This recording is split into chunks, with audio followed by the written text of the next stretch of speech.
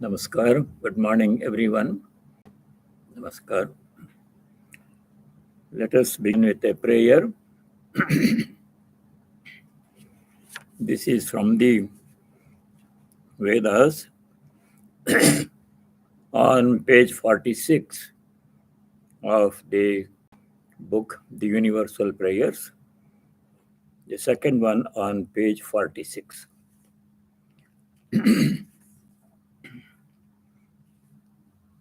Om Vang me manasi pratishtita Mano me vachi pratishthitam Aviravirma edhi Vedasya ma'anistha Shrutam me ma prahasi Anena adhitena ahoratran sandadhami Ritam vadishyami Satyam vadishyami Tanmamavato tadvaktaramavato avato mam avato vaktaram Om Shanti Shanti Shanti Om. May my speech be fixed in the mind. May my mind be fixed in the speech. O self-manifested Atman, do thou manifest thyself unto me. O my mind and speech, may you be fit to reveal unto me the highest knowledge. May I not forget what I have heard. Without forgetting what I have learned, may I be able to study day and night. The right will I speak. The truth will I speak. May Brahman protect me. May Brahman protect the preceptor. May Brahman protect me. May Brahman protect the preceptor. Om peace. Peace be within us all. Peace and harmony amongst all beings. And peace be everywhere in nature. This prayer is for practicing harmony between our thought and our speech and our actions also. For anyone in general, and especially for spiritual seekers, it is very important that we harmonize, make one our thoughts, our speech, and our actions. What I think, that should be reflected in our speech. And what I speak should be carried out into action. Thinking something, saying something else, and doing something different is not good for spiritual seekers, for anybody in general. Very harmful for spiritual seekers. So, this is called Arjavam in Gita. That is the prayer. And the second part of the prayer is our study must be consistent and diligent and regular. We should spend as much time as possible in Vedanta Chintanam, thinking about our true nature, thinking about God, and not spending much time on worldly matters. And we should study this diligently so we can remember what you have studied. If we read something and then forget it and keep on reading new things, forgetting old things, that is not of any use at all. We should retain, assimilate and retain what we study. For that, repetitive study is necessary. So, to retain what we study, assimilate it and put into practice. And speaking always the truth. Satyam vadishyami, Ritam vadishyami. What I say must be right and true. Irrelevant things, improper things, we should not speak. Only truth we should speak. And then prayer for peace. Peace within us, peace among all beings, and peace in nature. So it's very interesting, important prayer. Good to repeat this prayer every now and then. Now we go back to chapter 13. In verses from 19 to 23, we studied the nature of the self, Atman. Now, how to gain that knowledge of the self? To gain some knowledge, you have to put in some effort. So, what kind of effort how can we achieve self-knowledge? There are different ways suitable for different people. That is the beauty of Vedanta, Sanatana Dharma. To suit everyone's need, there is one different method. So verse number 24, we did it last time. Let us go over it quickly. 24. Dhyanenātmani paśyanti kechidatmanamaatmana anye sankhena yogena karma yogena cha pare. Kechid, some people,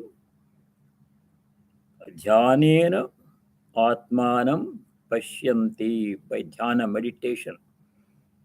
They practice meditation to know the self, the true nature. If you think about the body, mind all the time, about the world, that's what we will get. But we are not that. Our true nature is divine. Every one of us is divine in the same way, to the same extent. But everyone is not able to experience that one. So we have to put in effort. So how do some people achieve self-knowledge? Dhyanena, by meditation. They meditate on the self, by the self, and see the self within oneself. The self is within. Atman. You don't have to go outside anywhere to look for Atman. It's all within us. We are that. So meditation is one method. Dhyanena. In the commentary, Shankara says, Tailadharavat santatah vichinna pratyayah dhyanam. Dhyanam means keeping the flow of thought unbroken on the same topic for a long time. It gives an example. Tailadharavat. When you pour, taila means oil. When you pour oil from one cup to another cup, the stream is continuous. There is no breakage. So in the same way, our thought must be continuous, no breakage, not allowing intruding unwanted thoughts to come in meditation. Only thinking about God or the self. That is dhyana. Tailadhara means a stream of oil. Anye, second kind of people. Sankhyena yogena. Sankhya yoga means, we studied Sankhya yoga in the second chapter. Sankhya yoga means dwelling on our true nature, who we are, what we are. In the commentary, Shankara says, here Sankhya means analytic thought, analyzing vichara marga. How? In the following way. The kshetra, body, is made of prakriti, matter. And it has three gunas, sattva, rajas, and tamas. That is the body mind. And all objects have three gunas, which we studied that in the second chapter, verse 45 to 45. Three gunas came for the first time. And the three gunas, sattva, rajas, tamas, we'll study in the next chapter in more detail. Whole chapter 14 is on three gunas. Now we have to analyze, we have to discriminate. The body, mind, sense organs, objects all have three gunas. But the kshetrajna, self within me, that is free from all gunas. No sattva, no rajas, no tamas. Free from all gunas. Pure consciousness. Guna means limitation. Quality means some specification means limiting it. If I say that this paper is white, then I'm limiting it to one color only. Then it excludes all other colors. It's not black, it's not yellow, it's not green. But we can't limit God ourselves to one quality like that one. Then we are excluding all other qualities. We are limiting it. Any description of anything means limiting it to certain set of qualities. So Atman is illimitable. It is infinite, no quality, no sattva, no rajastam, beyond the three gunas. So this we studied in the second chapter, verse 45. There, Bhagavan Sri Krishna said, Traigunya Vishaya Veda Nistraigunyo Bhavarjana Nirdvandvo Nitya Sattvastho Niryogakshema Atmavan. Everything in nature is made up of three gunas, Traigunya Vishaya Veda. But we have to become free from three gunas. Otherwise, we'll be like any other part of nature, body, mind, three gunas. No, we don't want that. We want to go beyond the three gunas. Istre gunyo bhava. Very important instruction Sri Krishna gave to Arjuna, to all of us. Become free from the three gunas by rejecting them and identifying with something which is free from the three gunas. That is Atman. I'm not the body, mind, which is full of three gunas, sattva, rajas, tamas. That means limitation, suffering, and happiness, unhappiness, old age, death, disease, all that pertain to the body, mind, prakriti part of us. The purusha part of us, pure consciousness, is free from all these things. For Atman, there is no birth, there is no death, there is no old age, there is no disease. There is no limitation, no sattva, rajas, tamas. That's what we are. By thinking like that, some people, by vichara marga, they achieve the goal of realization, self-realization. It's called Sankhya marga, Sankhya yoga. Here, Sankhya means analytic thought in the following way. Shankara's commentary. These are constituents, sattva, rajas, and tamas, and the self is their opposite, being the witness of their operations. Atman, self, Atman is free from three gunas, it is the witness. This thought is a yoga by which they see the self by the self. This thought is a yoga by which they see the self by the self, and the last phrase being understood. Karma yoga. Then third method is karma yoga. First method is dhyana, meditation on the self. Second method is vichara. I'm not the body mind, I'm the Atman, free from three gunas. Third method is karma yoga. Karma yogena cha pare. Verse 24. We are doing. Karma yoga means karma yoga comes in many places. Throughout Gita, karma yoga comes. Most important. So the essence of karma yoga is practicing detachment from karma phala. Doing all karma as offering, not mine. In the extreme case, I'm not even the doer. That will come. They come in the 5th chapter. Ordinary people think we are the doers of action. Because the body, all actions happens in body mind. We think we are body mind, so I am doer. Kartritva comes. When I am the doer, kartritva comes, bhoktritva comes, phala also. Result of karma also will come and affect us. Becoming free from that one, from kartritva, bhoktritva. I am neither the doer nor the enjoyer of the fruit of actions. Just very high state, difficult, but there are easier methods. We have seen them before. The easiest way to practice karma yoga is in one sloka, 927. Only one instruction, karma yoga. One instruction we can follow. Nothing complicated. 927. There Bhagavan Sri Krishna says, Yat karoshi, yadashnasi, yajjuhoshi, dadasi yat. Yat tapasyasi kaunteya tat puruṣaṃ adarpanam. Why are you doing that one? Because karma yoga in a chapare. Some people achieve Atma Jnana, self-knowledge by Karma Yoga. How does it do? We'll discuss right now.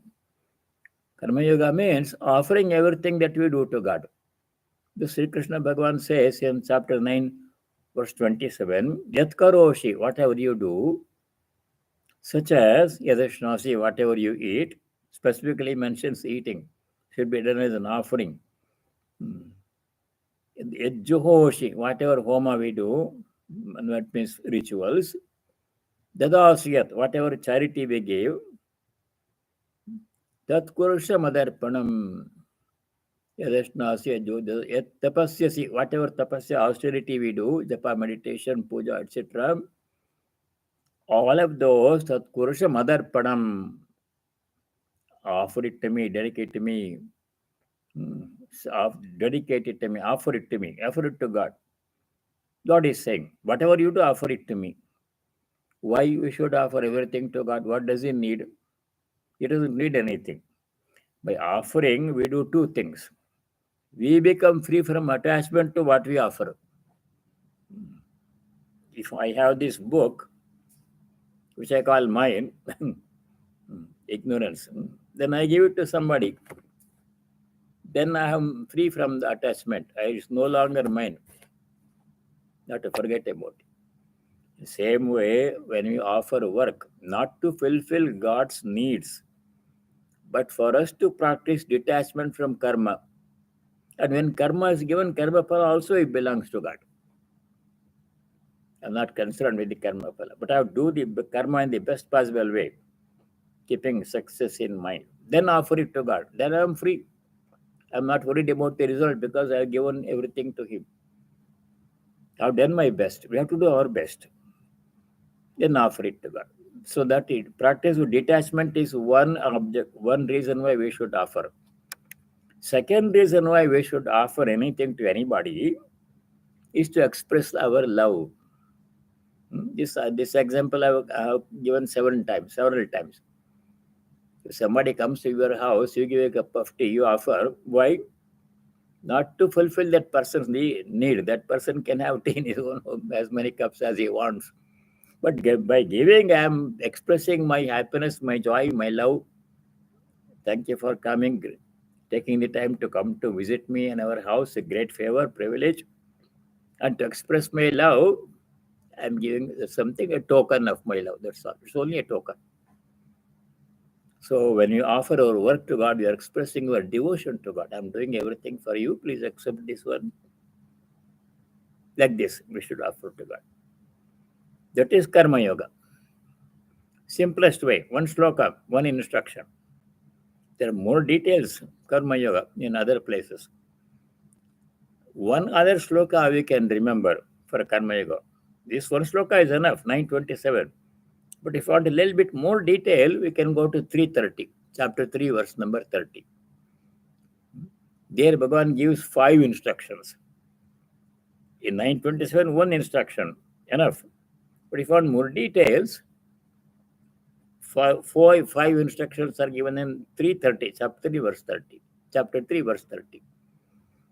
There, Bhagavan says 5 things you have to do when you do any work. Maya sarvāni karmāni sanyasya adhyatma cetasa nirāshir nirmamo bhūtva yudhyasva vigatajvaraha. Chapter 3, verse 30. Important sloka. Some of these slokas you have to go back and read again and again so we can assimilate the ideas. We should not forget the earlier slokas. Maya sarvāni karmāni sanyasa. Chapter 3, verse 30. Dedicating all actions to me. That came in 927. Whatever you do, offer it to me. I'm doing it for Sri Krishna Rama, Sri Krishna. You are Ashtadevata. Whoever is Ashtadevata, offer it to him.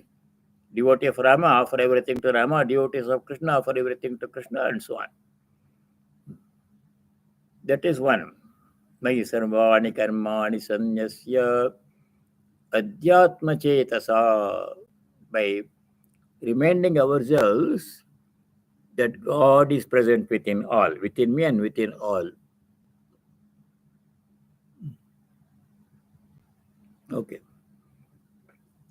remembering that God is present within us and within everybody involved in the work and in the object material involved in the work. Everything is God. That's one meaning of Adhyatma Chetasa. Second meaning of Adhyatma Chetasa given by Shankara in the commentary. There he says, a little bit different. Thinking oneself to be the servant of God and doing everything as service of God. Like Hanuman used to serve Sri Rama. Whatever Hanuman did was only to serve Sri Rama with great love and devotion, not grudgingly, with great enthusiasm, with love and devotion, doing everything. With great devotion, you have to do work. When you do any work, we have to do with devotion and offer it to God. As a servant, I'm only a servant. It's a privilege to be a servant of God. That is second attitude. Adhyatma chetasa mayi sarvāni karmāni sanyasya adhyatma chetasa. Third instruction is nirashi bhutva, not expecting any result for oneself. Asha means hope, expectation. I've done this work, I must get this benefit. That expectation should not be there. Whatever comes, you accept it. But if it doesn't come, it's okay too. We accept that also. That is nirashi bhutva. Fourth instruction is nirmamo bhutva. Mama means mera, mine, apnapan. Nothing is mine. We are used to saying things are mine. This is my book. This is my book. This is my chadar. This is my shirt. This is my body. This is all these things. This is my money. My child. My job. Always add everything mine. But let us stop for a moment and think calmly, what is really mine? It's a very interesting question. We don't think about it.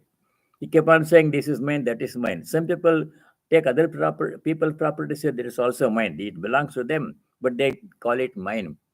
That is very bad for a spiritual seeker, for anybody in general. Nothing is mine. Not even the body is mine. Nothing belongs to me. The only thing that belongs to me is my own thoughts, my own karma that I have to own. That will produce result. That will go with me. When I die, my karma will go with me, good and bad, whatever. Nothing, body will not go, money will not go, relatives will not go, nothing goes. I brought nothing to this world when I came. I did not bring any money from previous birth. My previous house in my previous birth, I didn't own it in this birth. Well, start from slate, zero, clean slate, and we go without anything, without carrying anything. Only thing that goes with us when we die is our karma, good and bad. That will follow us the next birth also. If you want to call anything mine, then my karma is mine. Whatever I do, thoughts, actions.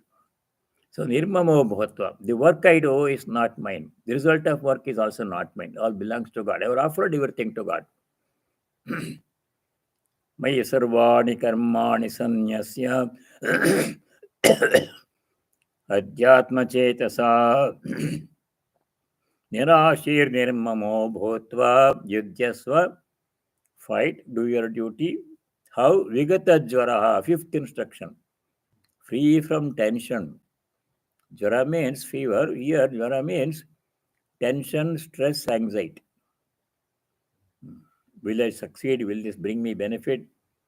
Do it freely, the best way you can, efficiently, aiming for success. And whatever happens, dedicate it to God, good, bad, success, failure, everything is work is also. I am free.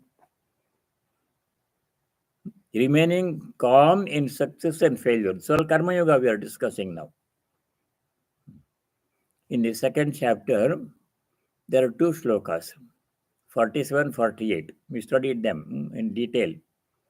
There Bhagavan Sri Krishna says, you have some power jurisdiction only about what you do, your work. Karmanyeva adhikaraste. Adhikaraha karmanyeva. Mahaphaleshu te adhikara. In regard to fruit of work, you have no control. Success, failure is not in your hands. Doing work is up to you. You have to work in the best possible way to succeed. Work for success. But if it doesn't come, it is not your fault. You have done your best. Other factors affect the success, failure, result of our work. Then, second chapter 48. These are all important slokas. We have to keep on studying them again and again. There, Bhagavan Shri Krishna says, Karma Yoga, gist of Karma Yoga, comes in 248. Yogastha kuru karmani sangam tyaktva dhananjaya siddhya siddhyo samo bhutva samatvam yoga uchyate. Remaining calm, equanimous in siddhi asiddhi, success and failure. Samatvam yoga uchyate. Equanimity in success failure is the essence of yoga, karma yoga. Because when we succeed, we don't ask the question, why did I succeed? We accept it. When we fail, when the result is not up to our expectation, then we have to exercise equanimity. I have done my best. That's all I could do. The best possible that you do, best effort to succeed. But success did not come. Why? Not because I did anything wrong or anything short, because success failure is determined by other factors besides what I do. Weather, for example, affects our work. You do the best work, but the weather spoils everything. In the case of a farmer, he does the best work, plows the land, prepares the soil, sows the seed, and fertilizer everything, and then waits for the rain to come. If the rain falls at the right time in the right amount, crop will be successful, good crop will come. If too much rain comes, crop will be washed away. If too little rain comes, then not enough water for the crop to grow. That he has no control. He has no control over how much rain falls, when it falls, how it falls.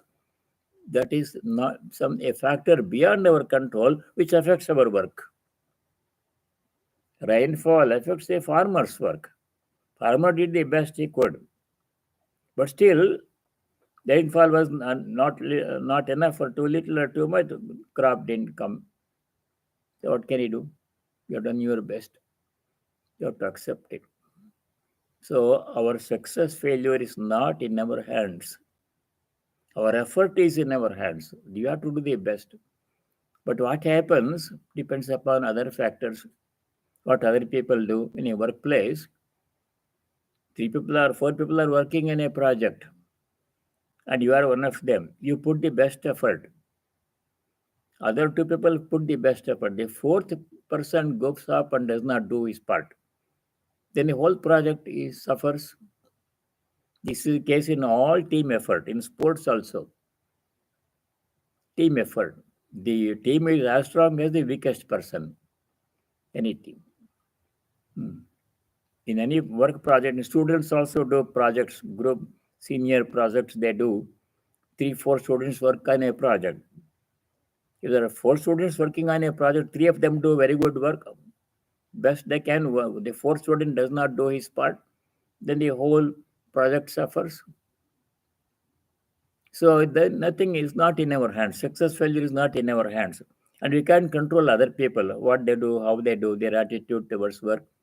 We can tell them, but they do what they want.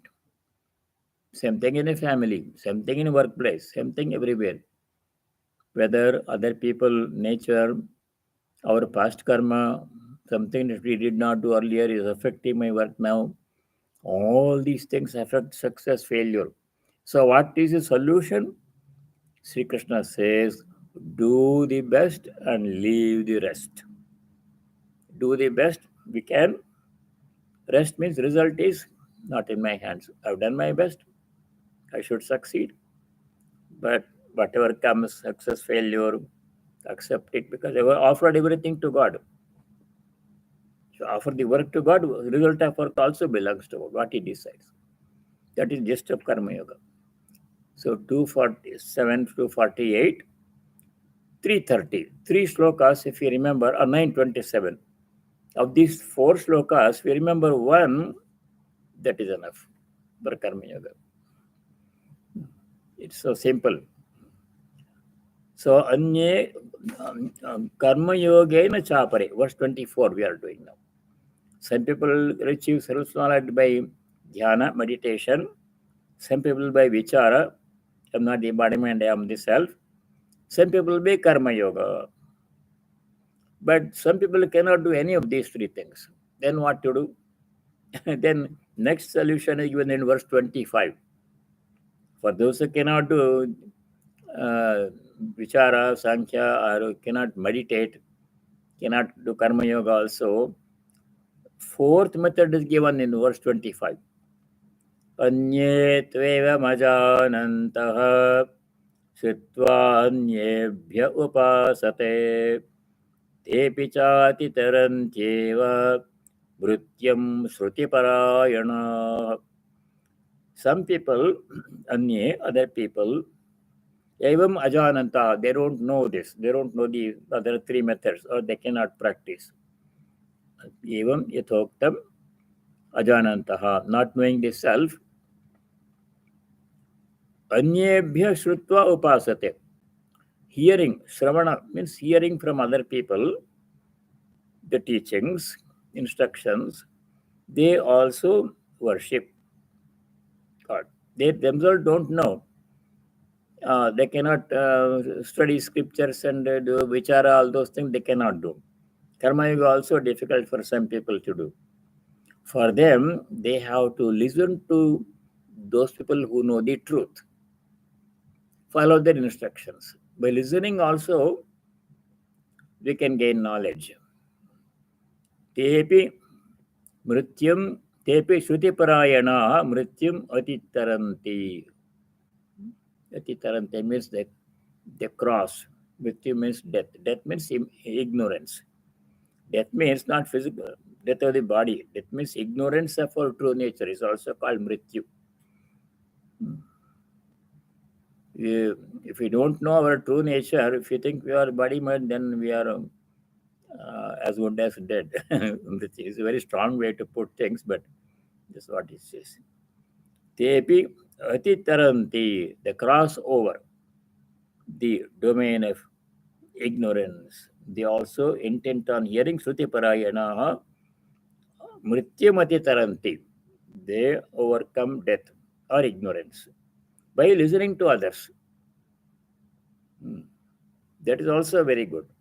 Others who know the truth, if you listen to them, holy people, and follow their instructions, that is good enough. Shruti Parayana means they are intent on listening to the teachings of holy person.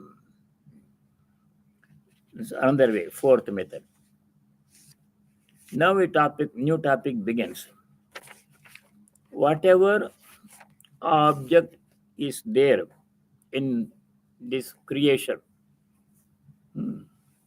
living, non-living, moving, not moving, everything is made up of two parts that you know before from the beginning of this chapter. Kshetra, Kshetrajna. That is being explained here. And why that is important is explained here. Verse number 26. Yavat sanjayate kinchit sattvam sthavarajangam kshetra kshetrajna samyogat tadvidhi bharatarshava. Very important verse. The translation is, whatever being is born, either unmoving or moving, know it to be due to the union of the field and the knower of the field. Oh, best of Bharatas, Arjuna. Bharata Rishabha, this Arjuna is called by different names by Krishna. Here Arjuna is called Bharata Rishabha. Rishabha means what? A bull. Rishabha means a bull. Bharata Rishabha means a bull among human beings. So strong, powerful. A cow is not so strong and poised, it's a kind of sattvic cow. But bull, no, you can't go near it. They do bullfighting in some countries. So bull means strength, symbol of strength. Bharatashaba, Arjuna was very strong man in every way. Sri Bhagavan Sri Krishna says, Yavat sanjayate kinchit, whatever comes into existence. Janana means coming into existence, birth. Whatever comes into existence, like all these objects and people, men, women, good people, bad people, animals, plants, things, they all come into existence, right? We all have come to existence. So whatever has come into existence, yavat sanjayate, Sattvam sthavara jangamam. Sattva means object. Any object that comes into existence. Sthavara means stay put, staying put, not moving. Like mountain does not move. In actuality, everything is moving. There's nothing that is not moving in nature. Everything is moving. Even the solar system is moving. The planets are moving. Earth is rotating on its own axis, going around the sun. There's nothing stable. Everything is moving in nature. But relatively speaking to Earth, certain things are not moving, like mountains, trees, they are not moving. Fortunately, if trees could also move, then will be problem everywhere. When you get up, there's a tree right in your front of your house, blocking your way. So some things are stable, unmoving. That is thavara, unmoving objects. Jangamam means things that move, people, animals, they move. All of them, they are born of the samyoga, combination of kshetra, kshetrajna. Of kshetra, two parts are there in everything. That we knew from earlier part of this chapter also. But tadvidhi, know that. Know, Arjuna, that whatever is there, moving, unmoving in nature is all made up of two parts, kshetra, kshetrajna, samyoga. The word samyoga has to be understood. Samyoga means not combining like two physical things combine themselves. For example, you make tea, cup of tea. Then you combine 3, 4 things. Some people take black tea, hot water and tea bag, and that's it. Only 2 things are combined. That's samyoga. Combination of two things, physical things. Some people add milk. Combination of 3 things. Some people add sugar. 4 things are combined. So that kind of combination is not meant here. Kshetra, kshetrajna are not really like a material substance. Kshetra is material. Kshetrajna is the consciousness. 2 different kinds of things. You cannot combine consciousness, spirit with matter. There are of 2 different kinds of things. Then what is samyoga? Samyoga means, in the commentary, Shankara explains, samyoga means superimposition of the qualities. The qualities of kshetrajna, pure consciousness, no name, no form, no quality, no guna, no sattva, no rajas, no tamas, pure consciousness, that is attributed to kshetra, which is all opposite. It has sattva, rajas, tamas, it comes and goes, beginning and an end. And the qualities of kshetra are superimposed on kshetrajna. Qualities of kshetra are coming and going, birth and death, changes, 6 changes we have seen before. All of those are superimposed on the Atman, which has none of those changes. This because of ignorance. Not physical combination, but due to ignorance of the truth, we are superimposed, confused one with the other. We think body is going to be permanent. Body is temporary. Atman is permanent. That distinction we have to make. So that kind of superimposition is called samyoga. One is superimposed on the other. The union in question is, in the commentary, Shankara says, the union in question is a case of superimposition of the two and their attributes due to absence of knowledge of the field and the field knower. The object and subject that are essentially different. Can't combine consciousness with matter. There are different kinds of things. Actually, only consciousness really exists. Kshetra is really unreal in the Vedantic sense. Unreal means mithya. Mithya means it is there only temporarily visible at some time in one state of awareness, not always there. And it comes and goes. That's why it's called unreal. Brahma Satyam Jagan Mithya, essence of Vedanta. Kshetra is unreal. It is real in a waking state. In Samadhi, in Turiya, in deep sleep, there is no Kshetra. So only a Kshetrajna is there. So they are two different things. The distinction has to be made.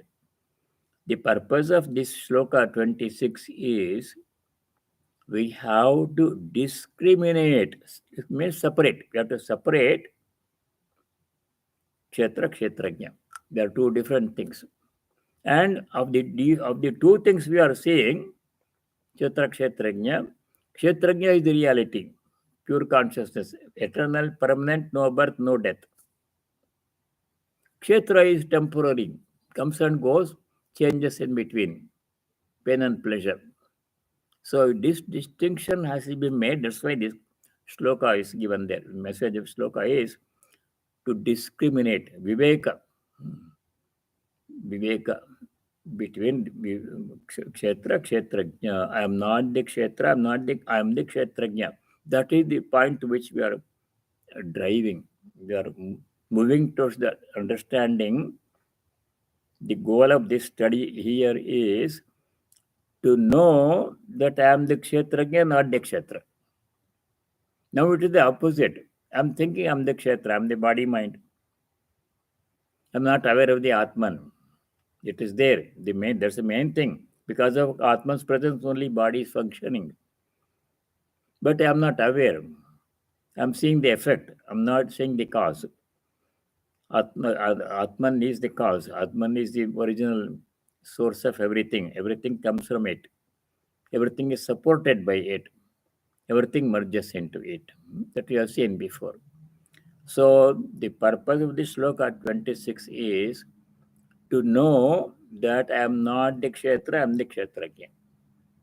Kshetrajna is eternal, permanent, pure consciousness. I am that. So that was described, kshetrajna was described in second chapter, in verse number 20. We'll come to that again in the next shloka. We'll go to next shloka now. So everything is made up of two parts, kshetra, kshetrajna.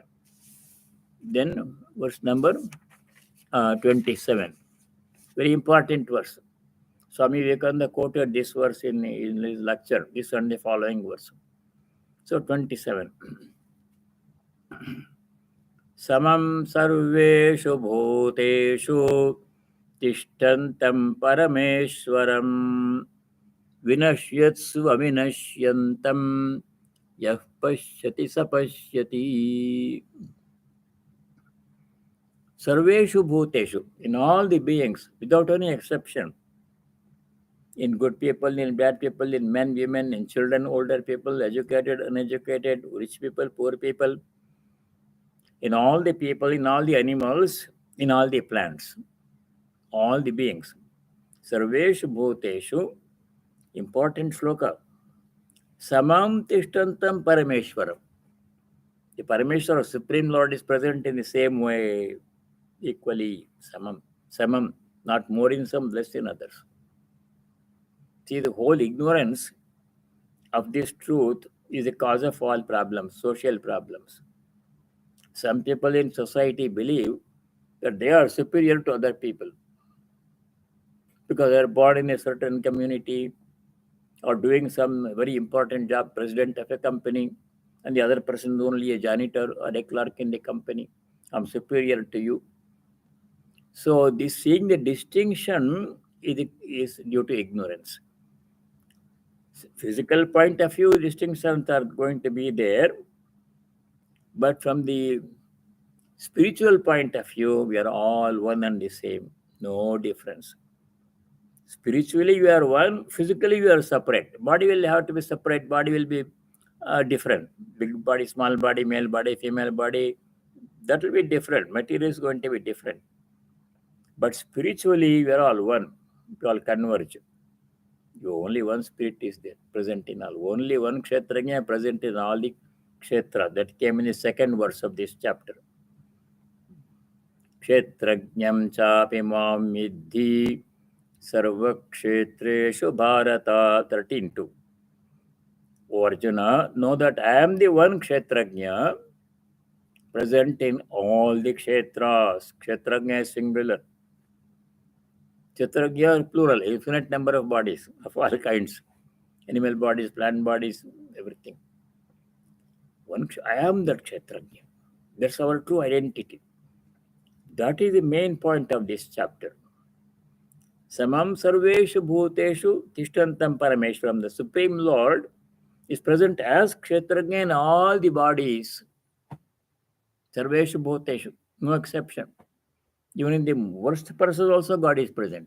He may not be aware of that one. Eventually he will become aware. The right time has to come. In everyone, God is present. In the same way, samam sarveshu bhuteshu. Very important line. Samam sarveshu bhuteshu tishtantam parameshwaram. And the second point is vinashyatsu avinashyantam yah pashyati sapashyati. Vinashi means something that perishes, goes out of existence. Avinashi means something that is always there, imperishable. Vinashyatsu sharireshu kshetreshu. In the kshetras, the bodies which are vinashi, they come and go. They die. All bodies die. Even the mountain, Himalaya also will go out of existence. Earth also will go out of existence. Sun also will go out of existence. Those are physical bodies.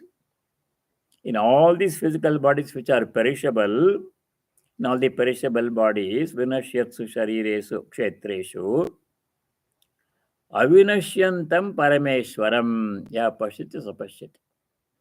The Parameshwara is avinashi. Avinashi means imperishable, eternal, always present, no beginning, no end.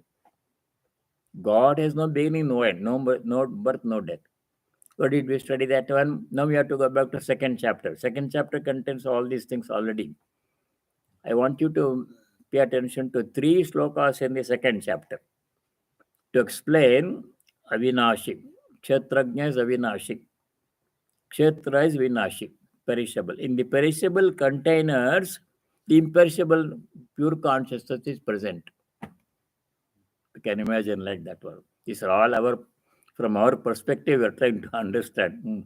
So let's go to the second chapter, verses number 17, 18, and 20. This information already come in the second chapter, but it's being presented in the Kshetrajna chapter in a clearer way.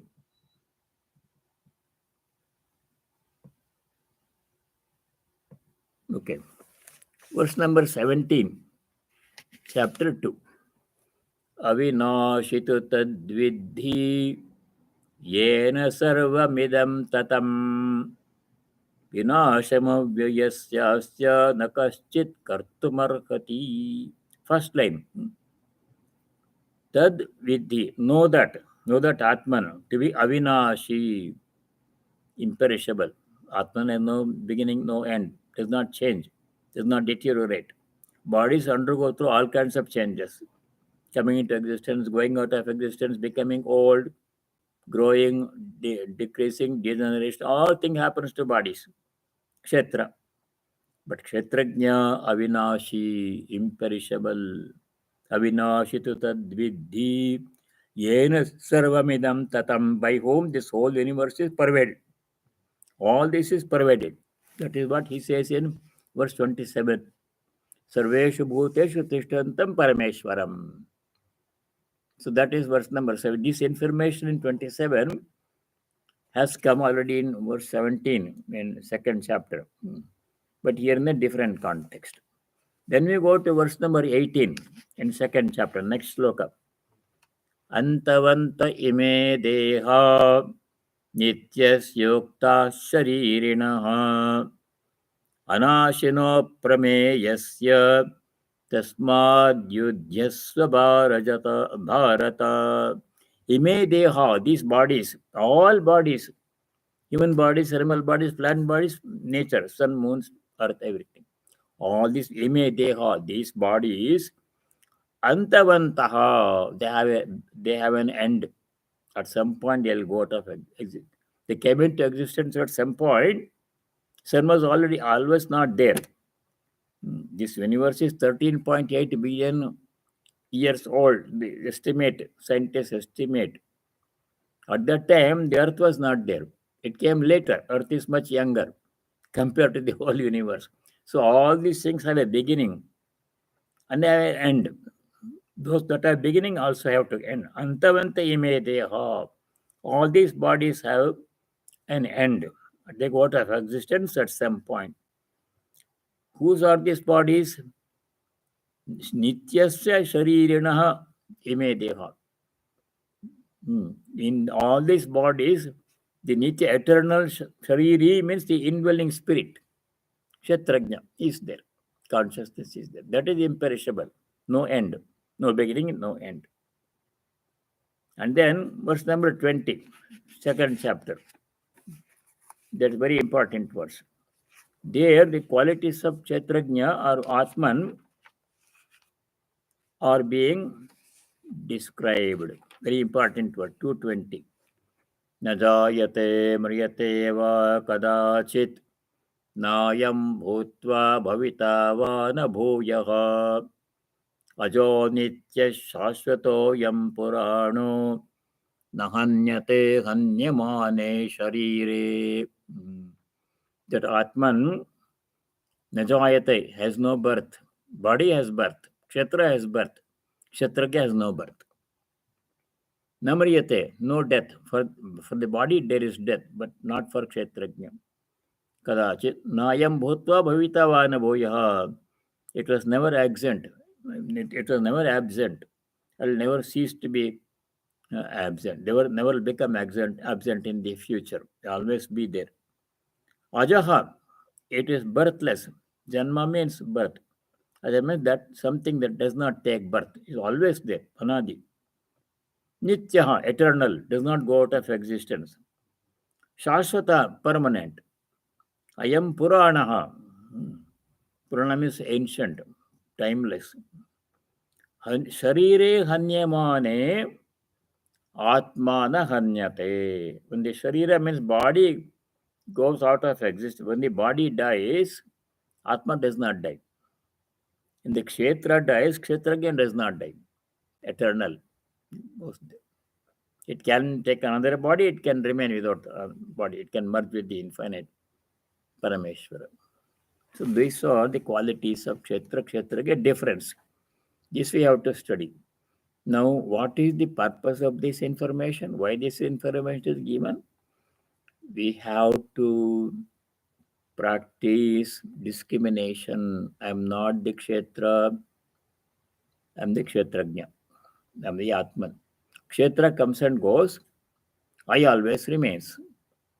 You can see in our own lifetime from beginning to end. So when I was a 3-4-year-old child, I used to refer to myself as my I. This is my toy.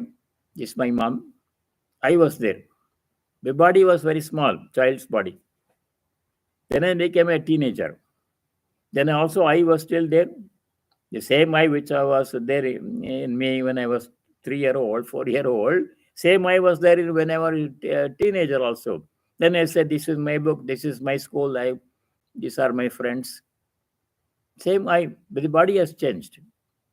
When I become a middle-aged person, I refer to my work, my job, my office. If I had a family, I will say my family. I is still there, but the body has changed so much. I is the same. The same I that was in my body when I was a child, same I which was in my body when I was a youth, same I which is in my body when I'm middle-aged person, same I is now I'm old person. Same, I have become old now.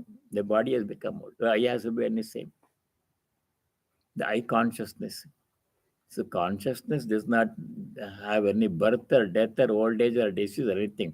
Body goes through all these changes. Some good, some bad. Some nice, some not so nice.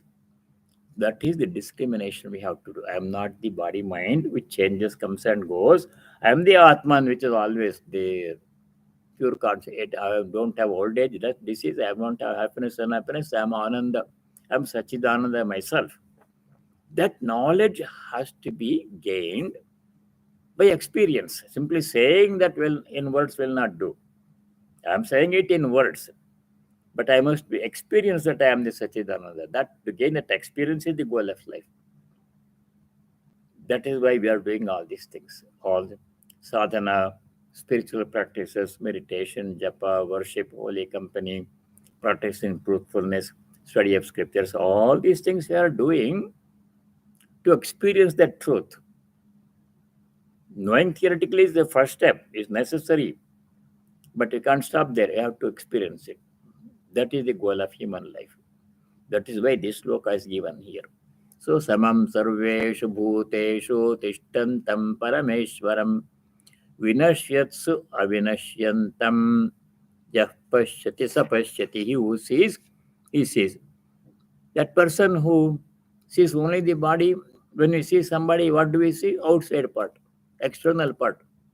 Tall or short, men or women, American or Indian or Chinese or some nationality, rich or poor, is an engineer, a doctor, or a scientist, or a clerk. This is what we see. These are all changing things pertain to the body, mind. We miss the most important thing. We miss the divine presence in the person because that remains hidden. What is visible, we see to the senses. What is your mother tongue, we will ask. And we will ask whether they're vegetarians or non-vegetarians. We'll ask which country they were born. In India, which state are you from? This is what we want to know. All external things, temporary things. We forget the most important thing is the God present in that person. God himself is standing there wearing this body and worried about the body, not about God. That is ignorance. This chapter, this sloka particularly, this and the next one, 28th sloka, they emphasize that we should not be carried away by the appearance or external features of a person. We should focus attention on the divine presence in that person. That is basis for samadarshitva, same-sightedness, basis for ahimsa and all other disciplines. Why should I not do himsa, giving trouble to somebody? Because God is present. Same God present in me is present in him. Body may be different, but the same divine present here is also present in that person. How can I ill-treat God? He give himsa to God. Same thing about satyam. Why should if I tell untruth to somebody, I am telling untruth to God. God is listening in that person. The 13th verse we saw. All ears are God's ears. All eyes are God's eyes. Sarvathā shrutimaloke sarvamāvritya tishtati. 13. We studied that one. So we should not tell lies. Why? Because whom I am telling the lies to? The Lord present in that person. Remembering God's presence keeps us on the right track. No himsa, not saying untruthfulness, not cheating, not stealing, not dealing roughly, causing himsa to anybody, any being, not only people, animals, plants, things too. So even if I keep this book here, I can throw it on the table or I can gently keep it. If I see God's presence in the book, then I will not throw it away. I'll keep it nicely, gently. Same thing in the Holy Mother's family. You remember that incident when a lady, after sweeping the floor using a broom, jhadu in India, here vacuum cleaner we have. She threw it carelessly someplace, that lady. She threw the broom away. Holy Mother told her, no, that's not the way. You have to keep it in the proper place, assigned place, for two reasons. One reason is convenience. Next time when you want to use the broom, you don't have to search all over the place. You know where to find it prescribed. Its own place. It is there always predictably. Convenience. Second reason is in that broom also divine presence is there. We don't see that one. We say it only as an object. God is present in all the beings. Samam sarveshu bhuteshu tishtantam parameshwaram. Only the brood is not able to express because of its inert nature. Is there, God is there. So that is the purpose. To all our relationships with other people, animals, plants, and possessions, money, house, property, children, things that we own or think we own, we have to relate to them as if we are relating to God. God is present in all. That undercurrent of God's presence must be in our mind all the time. Whomever you see, whatever we see. Objects also with which we deal gently, nicely. Animals and plants. So that is the implication of this verse. Samam sarveshu bhuteshu tishtantam parameshwaram vinashyatva vinashyantam yah pashyati sapashyati. He who sees, sees. People who see only body, they are misled. People see Atman, they are the wise people. So that is the gist of this sloka. Let us stop here. And if you have any questions or comments, please let me know. You can send me email or call me. I'll be happy to discuss. Now let me say the closing prayer. There are some comments here. Vishishtadvaita philosopher. There's one book, somebody is asking about Vishishtadvaita philosophy. There's one book called Gita according to Ramanuja. That book has the Vishishtadvaita approach to Bhagavad Gita. It's called Ramanuja and the Gita. That is the title of the book. Let me say the closing prayer. Then, Om Sarve Bhavantu Sukhinah Sarve Santu Niramayah Sarve Bhadrani Pashyantu Ma Kaschid Dukkha Bhag Bhavet. Om Shanti Shanti Shanti. Om, may all be happy. May all be free from diseases and other problems.